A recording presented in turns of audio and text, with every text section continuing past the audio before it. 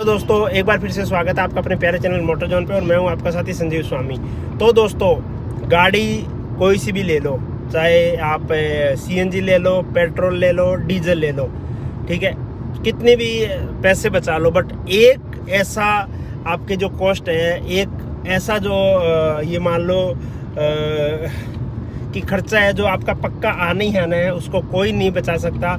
और वो खर्चा होता है इंश्योरेंस का, जिसको हम चाहते हैं कि अच्छे से अच्छा इंश्योरेंस लिया जाए, बट उसका कभी यूज नहीं हो। लिटरली है, कोई भी इंश्योरेंस हो, कोई नहीं चाहता कि मेरा इंश्योरेंस कहीं भी यूज हो, ठीक है। फिर भी हम उसके पैसे देते हैं और हम वो अच्छे से अच्छा इंश्योरेंस लेने की बात करते हैं। अब जैसे मेरी गाड़ी है, ईवी है, मैं खूब पैसे बचाता हूँ, इवन मेरी 25,000 चल गई है, ये मान लो लगभग फ्री चली है। कोई अगर मैं सही से कैलकुलेशन करूँ ना, कहने को तो 1 रुपये किलोमीटर है, बट अगर मैं सही से कैलकुलेशन करूँ ना तो मेरे 25,000 रुपये इधर उधर से कहीं से ऐसे आ गए स्पेसिफिक टू ईवी। ईवी पूरी फ्री हो गई है। मेरे क्या क्या आते हैं वो बाद की बातें हैं, कैसे होते हैं वो अलग बात है, बट बिल्कुल टोटली जो है ईवी अपनी जो 25,000 है उसमें से ये मान लो कि 20,000 रुपये तो एकदम टोटली फ्री आ चुके हैं, एक्स्ट्रा आ चुके हैं। रीज़न सिर्फ और सिर्फ ईवी होने के कारण।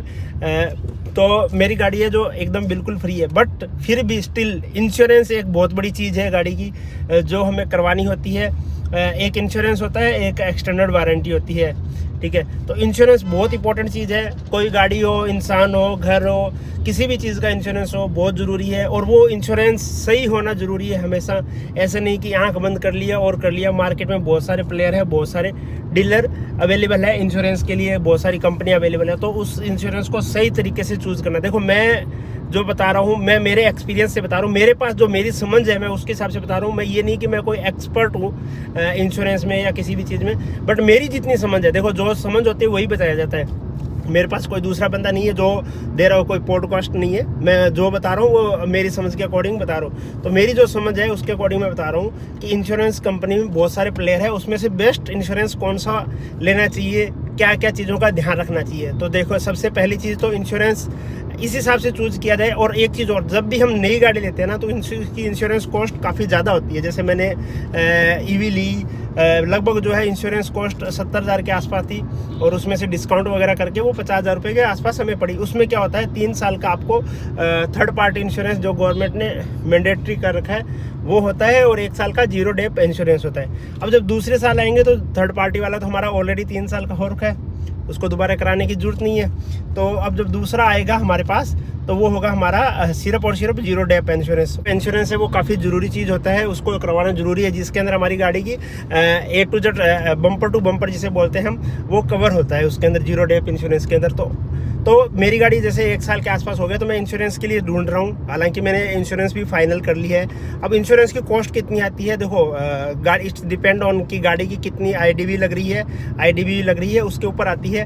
तो जैसे नेक्सॉन EV है, उसकी 15 लाख रुपए IDV अभी निकल रही है, उसके हिसाब से जो इंश्योरेंस की कॉस्ट आती है वो 28,000 के आसपास है। उसमें क्या क्या चीज़ें कवर है, मेन चीज़ होती है कि आप क्या क्या कवर करवाते हो। एक तो होता है आपका जीरो डेप होना जरूरी है इंश्योरेंस के अंदर।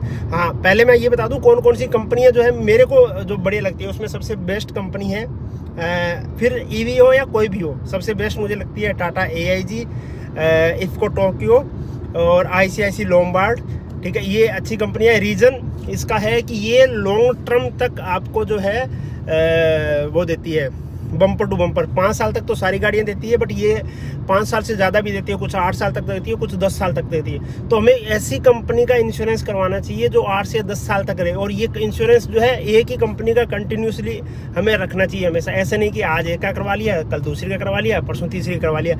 इससे भी आपकी जो क्लेम में है उसमें दिक्कत आती है। तो इंश्योरेंस हमेशा एक ही कंपनी का रखना चाहिए, और उसमें सबसे पहले ये देखना होता है कि कौन सी कंपनी ऐसी है जो सबसे ज़्यादा लॉन्ग टर्म के लिए आपको बम्पर टू बम्पर या जीरो डेप इंश्योरेंस दे रही है। इसके अंदर मैंने चूज़ किया है टाटा AIG, बेस्ट है। इंजन अगर आपकी इंजन गाड़ी है तो दी बेस्ट है Tata AIG and IFFCO Tokyo. Service वगैरह काफ़ी अच्छी है। और उसके बाद में आता है सेकंड नंबर पे मेरे को ICICI लोम्बार्ड, ठीक है, वो भी अच्छा है, बट उसको मैंने EV व्हीकल के लिए सबसे अच्छा उसको माना है। अब उसमें क्यों माना है ईवी व्हीकल के लिए सबसे अच्छा, क्योंकि उसके अंदर देखो वैसे तो ईवी गाड़ी होती है उसकी बैटरी की 8 साल की वारंटी होती है 1,60,000 किलोमीटर तक। बट इंश्योरेंस में एक चीज़ और होती है कि ईवी की बैटरी जो है वो भी कवर होती है। जैसे इंजन प्रोटेक्शन होता है, इंजन प्रोटेक्शन है आपका टाटा AIG देता है, लेना चाहिए डेफिनेटली। इफ़को टोक्यो देता है, लेना चाहिए। बट जो ईवी प्रोटेक्शन है वो सिर्फ 50% तक देते हैं। और जो ICICI लोम्बार्ड है वो 100% ईवी प्रोटेक्शन देता है। तो ईवी प्रोटेक्शन हमें डेफिनेटली लेना चाहिए। अब कुछ भाइयों का क्वेश्चन आता है कि जब ईवी की गारंटी या वारंटी जो है 8 साल की है तो क्यों ईवी प्रोटेक्शन लेना। उसका रीज़न देखो ये है सीधा सा, सबकी अलग अलग चॉइस होती है। बट मेरा ये मानना है कि देखो कंपनी जब खुद की वारंटी होती है उसमें वो कहीं ना कहीं रिजेक्ट करने की कोशिश भी करते हैं कि कहीं नीचे अगर किसी गड्ढे पे से चला गया, बैटरी पे स्क्रैच आ गया। मैंने जो चीज़ देखी है वो बता रहा हूँ मैं, केस जो देखे है। कई बार क्या होता है देखो केस कुछ भी हो सकता है, तो हमें सेफर साइड से बहुत तगड़ा जाम लगा है, मुझे लगता है यू टर्न लेना पड़ेगा वापस। तो सेफर साइड लेते हुए हमें लेना चाहिए। उसमें क्या होता है जब कंपनी देती है ना, उसमें कई बार वो सिर्फ बैटरी की वारंटी देती है, वो ये नहीं देखती कि किस कंडीशन से हुई है। अगर आपकी गाड़ी कहीं चार्ज लगी हुई है और वो ब्लास्ट हो गई या चार्जर शॉर्ट सर्किट हो गया तो कंपनी क्या करती है, रिजेक्ट कर देती है। इसलिए ईवी प्रोटेक्शन एक साइड सेफर साइड से के लिए लेना चाहिए एज ए ईवी गाड़ी, ठीक है, ताकि एक सेफ्टी हो। और सेम चीज़ अगर इंजन गाड़ी है तो इंजन प्रोटेक्शन हमेशा लेना चाहिए। उसके बाद में दूसरी चीज़ आती है, उसलिए मैंने ICICI लोम्बार्ड को चुना है as a EV owner. Other आपका जो है टाटा AIG, इफ़को टोक्यो अच्छे हैं और ICICI लोम्बार्ड भी अच्छा है, कोई दिक्कत नहीं है। उसके बाद में दूसरी चीज़ आती है सबसे इम्पोर्टेंट, पहला हो गया इंजन प्रोटेक्शन या ईवी बैटरी प्रोटेक्शन। दूसरी चीज़ सबसे इम्पोर्टेंट आती है, उसके अंदर आती है RTI हमेशा लेना चाहिए। मैंने मेरा पहला इंश्योरेंस था उसमें भी RTI लिया था, लगभग 2000-2500 के आसपास लगता है। रिटर्न टू इनवॉइस ये तो ये RTI कब काम आता है, जब आपकी गाड़ी या तो चोरी हो जाती है या आपकी गाड़ी उसमें चली जाती है, टोटल लॉस में चली जाती है। तब क्या होती है, इंश्योरेंस कंपनियां दो चीज़ देखती है, या तो IDB या RTI। अगर RTI लिया हुआ है तो आपका जितना इनवॉइस की वैल्यू है उतनी आपको पैसा मिलेंगे। IDB हमेशा कम होती जाती है, आप ये चीज़ ध्यान रखना। IDB है हमेशा कम होती जाती है, हर साल 10% के आसपास कम IDB हो जाती है। बट जो RTI है वो तो फिक्स रहता है, रिटर्न टू इनवॉइस होता है। जो इनवॉइस के अंदर आपकी एक शोरूम गाड़ी की कीमत होती है वही आपकी जो है रहती है, उसी के हिसाब से आपको पेमेंट करनी पड़ती है। तो RTI ऑलवेज सेम रहेगी, IDB कम होती जाती है। तो RTI को हमेशा कवर करना चाहिए इंश्योरेंस के अंदर, ताकि आपकी गाड़ी अगर कल को चोरी हो जाए, कुछ भी हो सकता है, तो उस केस में आपके पास एक अच्छा अमाउंट मिल सकता है।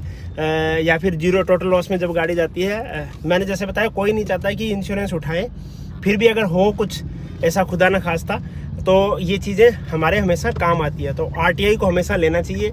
उसके बाद में आता है सबसे इम्पोर्टेंट चीज़, जीरो डेप तो होता ही होता है उसके अंदर। उसके बाद में आता है आपको की प्रोटेक्शन लेना चाहिए। की प्रोटेक्शन क्या होता है, गाड़ी की लॉस्ट हो जाती है, एक की लॉस्ट हो जाती है। अगर आप शोरूम पे जाते हो और उसकी दूसरी की मांगते हो, बाहर से आप कैसे भी बना लो 1000 रुपये, 500 रुपये, 300 रुपये में, बट अगर आप शोरूम पे जाते हो और अगर उसकी दूसरी की बनाते हो तो वो 25,000 रुपये के आसपास लगते हैं। और वो रीज़न ये है कि जब इंश्योरेंस कंपनी में कभी क्लेम लेने जाते हो आप कभी भी, ठीक है, नोट की और किसी चीज़ का, तो वो डुप्लीकेट दोनों की ओरिजिनल मांगते हैं। आइदर वो की आपकी लॉस्ट हो गई है तो आप इंश्योरेंस कंपनी के या ऑथोराइज सर्विस सेंटर के थ्रू बनवाई होनी चाहिए। उसके लिए आपको या तो 25,000 रुपये के आसपास पे करना होता है, या फिर आपका की रिप्लेसमेंट का उसमें कवर होना चाहिए। तो की रिप्लेसमेंट का हमेशा कवर लेना चाहिए। उसके अलावा एक चीज़ और होती है जो मैंने कवर करवाई है, वो है consumable items, tyres and alloy wheels. अगर गाड़ी के अंदर कुछ हो जाता है तो मेरे टायर्स अगर ब्लास्ट हो जाते हैं, कट हो जाते हैं, तो वो इंश्योरेंस में क्लेम हो सकते हैं। इसके अलावा पर्सनल बिलोंगिंग्स, अगर मेरी गाड़ी में लैपटॉप पड़ा है, चोरी हो गई है गाड़ी या फिर लैपटॉप चोरी हो गया है, तो वो इंश्योरेंस कंपनी क्लेम करती है। उसके अलावा एक चीज़ और आती है, अगर करवाना चाहो तो, क्या आप कहीं गए हो, आपकी गाड़ी में कोई दिक्कत आ गई है, एक्सीडेंट आ गया है, एक्सीडेंट वगैरह हो गया है, तो आप जो है होटल एक्सपेंसेस वगैरह करके एक पॉइंट आता है, वो एज योर चॉइस है, ऐसा सच कोई रिकमेंडेशन नहीं है। But engine protection, battery protection, की रिप्लेसमेंट, RTI और जीरो डेप वो जो लॉन्ग टर्म तक गाड़ी का जीरो डेप करे, बम्पर टू बम्पर करे, वो सारी चीज़ें इंश्योरेंस के अंदर आनी चाहिए। तो ये था एक इंश्योरेंस के बारे में। इसकी कॉस्ट हर गाड़ी के अकॉर्डिंग वेरी करती है। जैसे मेरे है उसके 30,000 के आसपास इसकी कॉस्ट आ रही है। बाद में इसके ऊपर डिस्काउंट वगैरह भी देखने होते हैं कि कैसे कुछ डिस्काउंट वगैरह है। और मैंने जो है ICICI लोम्बार्ड को इसके अंदर चूज़ की है। इसके अलावा आप जो है इसके अंदर RSA है वो भी चूज़ कर सकते हो। इवन दो कुछ गाड़ियों में RSA आता है, बट फिर भी RSA को अगर RSA नहीं आता है तो RSA चूज़ करना चाहिए। रोड साइड असिस्ट जो है आपको मिलता है। आपकी गाड़ी कहाँ है उसका 150-200 किलोमीटर के आसपास तक के आपको सर्विस प्रोवाइड करा देती है, उसके सर्विस सेंटर तक आपको छोड़ दिया जाता है। ऐसे करके ये 4-5 चीज़ें हैं इंश्योरेंस के अंदर ध्यान देनी चाहिए। ये सारी चीज़ें मैंने मेरी समझ के अकॉर्डिंग बताई है। मैं कोई इंश्योरेंस एक्सपर्ट नहीं हूँ, ठीक है। वो बताया है जो मैं इंश्योरेंस ले रहा हूँ और मैंने इन चीज़ों को देखते हुए इंश्योरेंस को जो है लिया है। और इंश्योरेंस की एक खास बात और, इंश्योरेंस को हमेशा ऐसे लेना चाहिए जैसे आपका इंश्योरेंस खत्म होने वाला है उससे 1-1.5 महीने पहले आप इंश्योरेंस करवा लीजिए। एक्टिव आपका उसी टाइम से होएगा, बट आप 1-1.5 पहले इंश्योरेंस कराओगे तो आपका थोड़ा सा डिस्काउंट वगैरह ज़्यादा मिल जाता है। अगर आप सेम टाइम पे है उस समय करवाओगे जब आपके इंश्योरेंस ख़त्म होने वाला है तो आपको कुछ चीज़ें जल्दबाजी में हड़बड़ी में करनी पड़ती है और उसमें आपको 2-3-4 हज़ार का नुकसान हो जाता है। अदरवाइज़ क्या होता है, पहले अच्छे से रिसर्च कर लो कि कौन सी कंपनी क्या दे रही है, कौन सी कंपनी क्या नहीं दे रही है। दूसरी चीज़ इंश्योरेंस का सबसे बड़ा ये चीज़ है कि इंश्योरेंस के बारे में पता करना है कि कौन सी कंपनी का इंश्योरेंस क्लेम सेटलमेंट ईजी है। तो आप सीधा इंश्योरेंस या फिर आपकी जिस कंपनी की गाड़ी है उसके सर्विस सेंटर में चले जाओ जहाँ पे आपका ये होता है क्लेम वगैरह होता है, उसमें चले जाओ और वहाँ पे जाके उस एडवाइज़र से पूछ लो आप भैया आपकी कंपनी आपके सर्विस सेंटर में कौन सी जो है सबसे इजी क्लेम मिलता है, सबसे जल्दी क्लेम करता है। तो वो सर्विस एडवाइज़र डेफिनेटली आपको सही चीज़ें बताएगा, उससे भी आप जो है हेल्प ले सकते हो। और ऐसे करके इंश्योरेंस को बहुत अच्छे से चूज़ करना चाहिए ताकि आपको कल को अगर उठाना पड़े, देखो वही चीज़ क्लेम कोई नहीं चाहता उठाना, बट अगर कल को कभी उठाना पड़े तो आपको कोई धक्का ज़्यादा नहीं खाना पड़े, टोटल जो है कैशलेस क्लेम हो तो बहुत ही अच्छी चीज़ है। तो ये था एक छोटा सा वीडियो इंश्योरेंस क्लेम के बारे में, जिसके अंदर आप कहीं उल्टी सीधी कंपनियों के चक्कर में ना फंसे, कोई अच्छा सा इंश्योरेंस ले, अच्छी कंपनी का इंश्योरेंस ले और बहुत ही सोच समझ के रिसर्च करके ही इंश्योरेंस लेना चाहिए। और इसके अंदर कोई अगर इम्पोर्टेंट टॉपिक या इम्पोर्टेंट पॉइंट मिस हो गया है इंश्योरेंस के अंदर लेते हुए तो वो मुझे कमेंट करके ज़रूर बताए कि ये भी हम जो है इंश्योरेंस के अंदर ले सकते हैं, ताकि नेक्स्ट टाइम से हम भी उसका ध्यान रखें। तो ये था वीडियो कैसा लगा कमेंट करके ज़रूर बता देना। चैनल को सब्सक्राइब नहीं किया है तो चैनल को सब्सक्राइब जरूर कर लेना। वीडियो देखने के लिए धन्यवाद। Thank you so much.